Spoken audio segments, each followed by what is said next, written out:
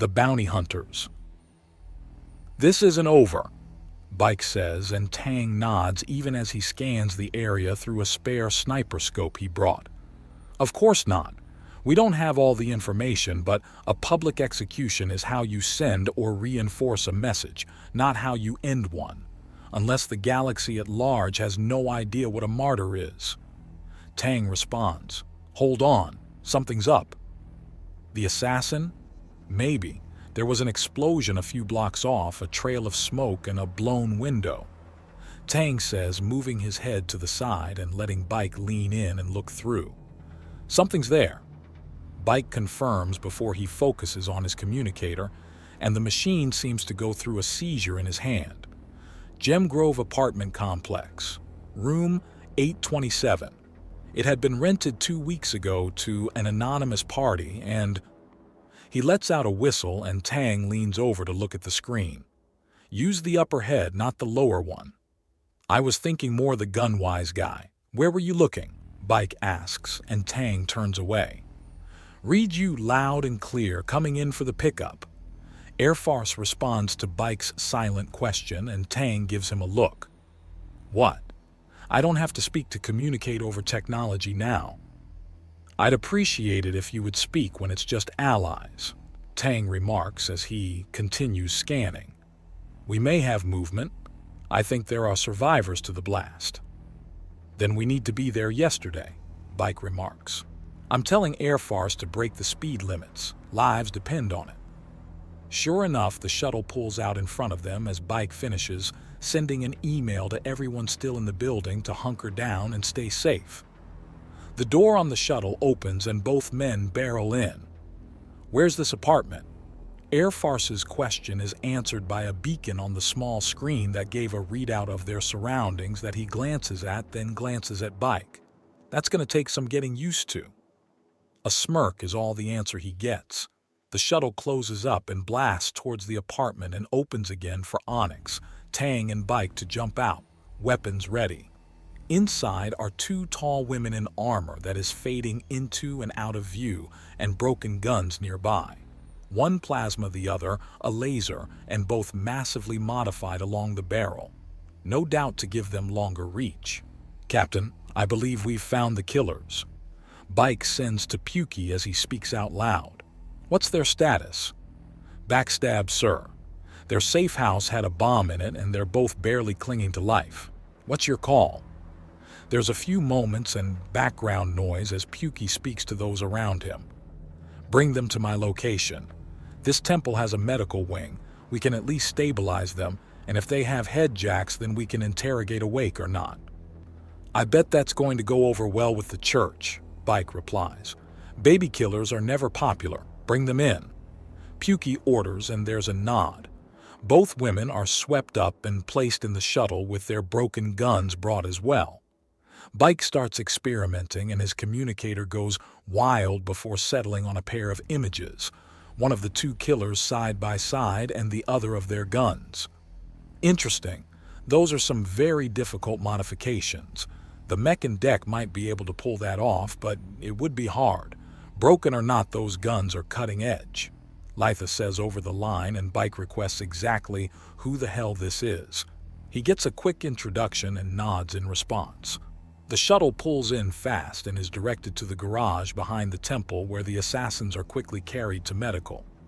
The buttons on the suits are found and stripped off to reveal a pair of ponceros out cold and quickly scanned. Nasty concussions for the both of them, shrapnel in their limbs, thermal damage consistent with plasma burns and electrical burns from when the main battery of their suits shorted. Lady Gear says, looking over them personally. No trace of augmetic enhancements, but they do have medical chips in their left forearms. Who are these girls? Pukey asks, glaring down at the women. Iras and Baggies, no registered last names. They're both the other's emergency contact. I'm pulling up info now, sir. They both showed up on the station 2 decades ago, and they have a pattern of moving from apartment to apartment that match when double shots like the one that killed Mother Mailer happened. So we have our killers? Maybe not. The twin-shot assassination style predates their coming by a very wide margin, but if they matched it perfectly afterwards, I think we may be dealing with an organization rather than just a pair of killers. Lady Gear answers, thinking deeply. So we've got two loose ends we've kept from getting snipped. But the question is, will this be the one that knocks it out of the park, or is the loose end a trail to nowhere? Scaly asks, and there's thought. Is there a faster way to wake them up? Pukey asks. Head injuries are funny things, and you can bet the concussion will confuse them. Trying to force heal something like that can wipe out memories entirely. Lady Gear says sadly. Damn. Bike, you said they were in an apartment. Trace back its money trail as far as you can and get into the cameras. I want to know who was in there before them, and I want to know if anyone so much as cut a fart in front of the door. He gets a salute in return, and Bike sits down on an empty bed with his communicator propped up on the small table beside it. Its screen is flashing by at an absurd pace, but clearly the man can make sense of it all. The hell? The room was set aside by station staff for 2 days before these girls got it. The money for it also goes right to station control and stops dead. The data was sent by an internal terminal that has neither account nor password but hardware override into the system, something that apparently all station staff has access to, even our guys on the inside. Why would they need that? Tang asks. Intimidation.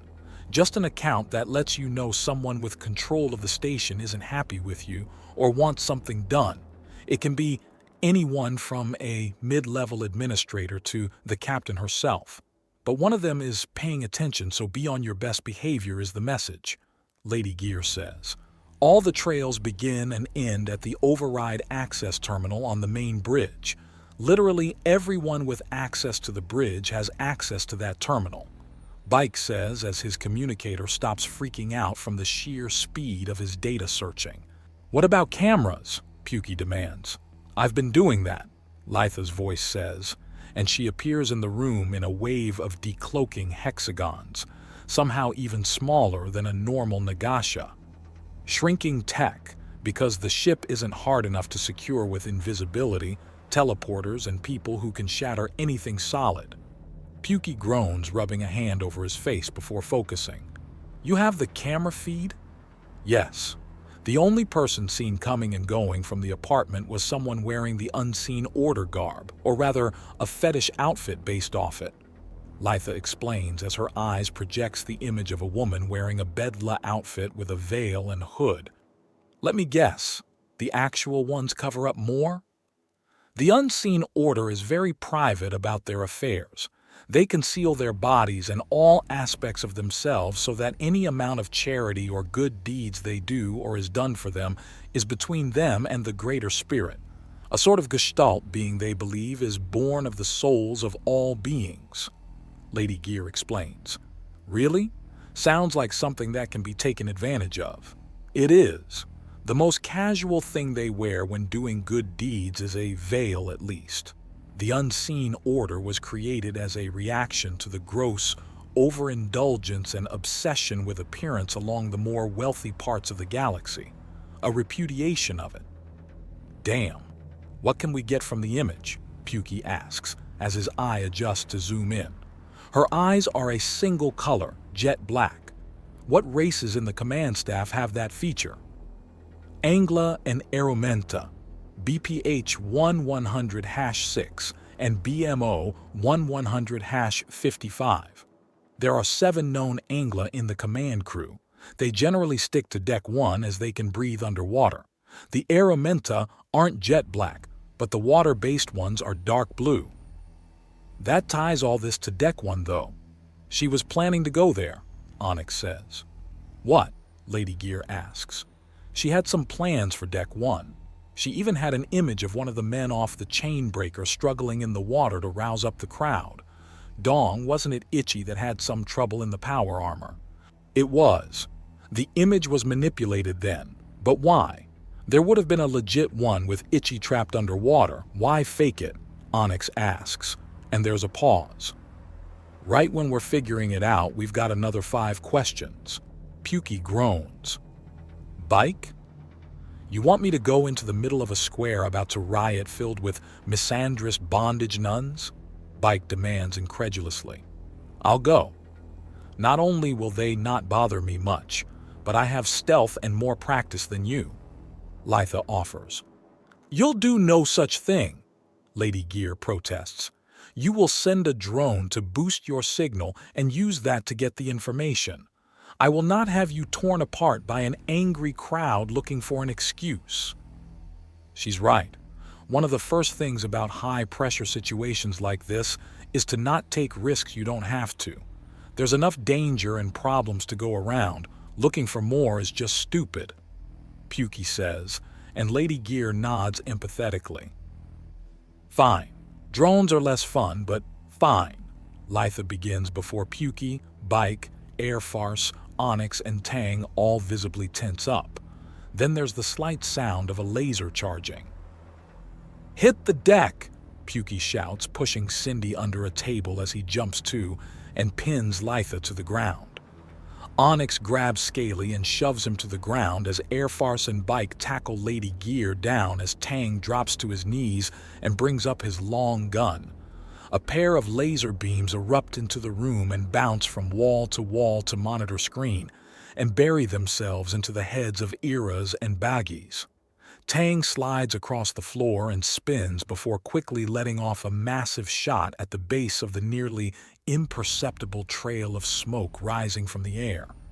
The recoil sends him skidding back and slamming into the wall as he pulls back on the bolt action and ejects the spent casing to load again. Pukey's plasma sword is out and his cannon is already slotted in as he lets off a trinity of ablator blasts as he rushes the nearest source of the lasers. Take him alive! We need answers!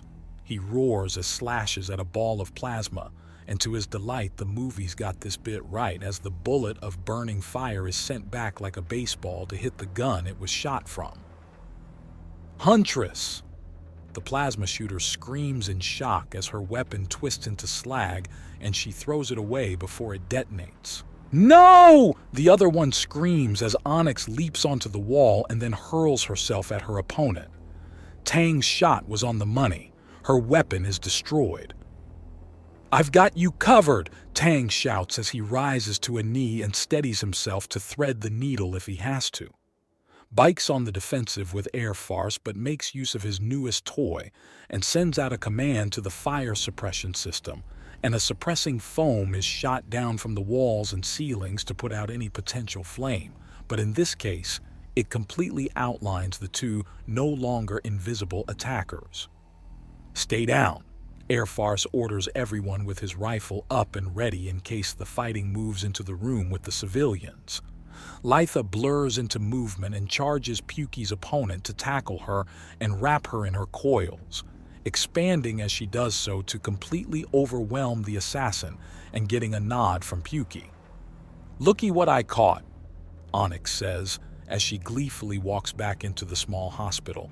The assassin is over her shoulder and utterly limp. And those Crimson Hewer hacks think that forcing people to sleep with Axiom is useless. Ha! Shows what they know. No. This isn't supposed to happen. We're the best of the best. We work in perfect teams together. We're stealthy. We're skilled. We can do what no one else can. We shouldn't lose. We can't lose. The one wrapped up in Litha's coils protests out loud as Pukey tucks away his cannon and sword. Everyone loses eventually. It's how you lose that determines your character, Pukey says, grabbing the larger alien around her neck with his hard, light arm and then dragging the alien out of Litha's coil with a grip that leaves the woman choking for air and flailing to try and dislodge an arm that only seems to exist where it's outright strangling her. He marches into the hospital room, slams her onto a bed, and quickly Air Farce and Bike strap her down. Now then, miss, we have some questions, and unless you want today to get even worse, there better be some good answers.